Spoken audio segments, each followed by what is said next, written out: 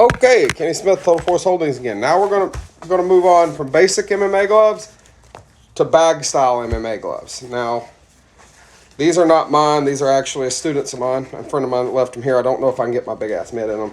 We're gonna find out. Hopefully I can get in there without tearing them up. Okay, there we go.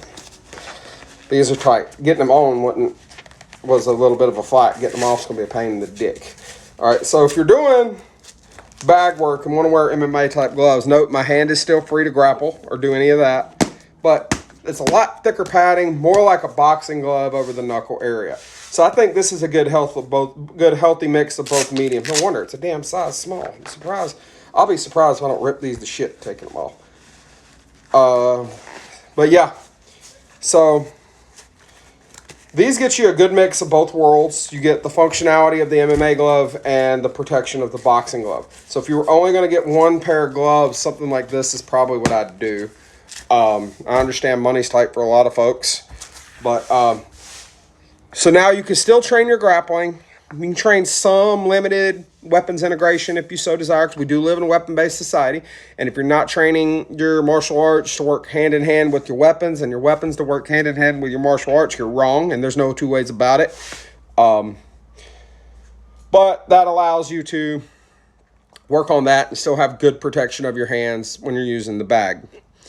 Now, I would use something like that as a preference if I was working on like ground and pound or something of that nature. And the reason for it, I would love to sit here and say when I've got someone mounted, I'm not going to miss. I would love to say that. But even if it's just like a grappling dummy or a old heavy bag with the chains cut off, when you get tired, shit happens, okay?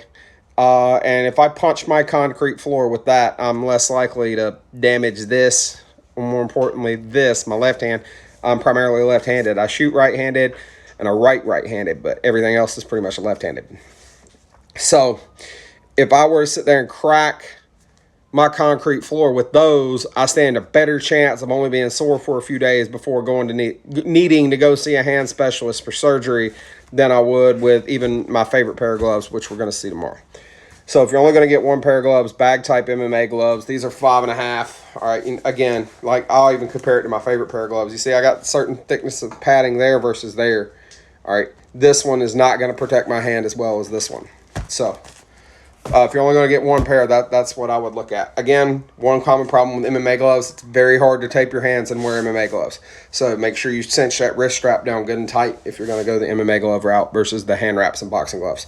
Patreon in the link tree, you know how to find it.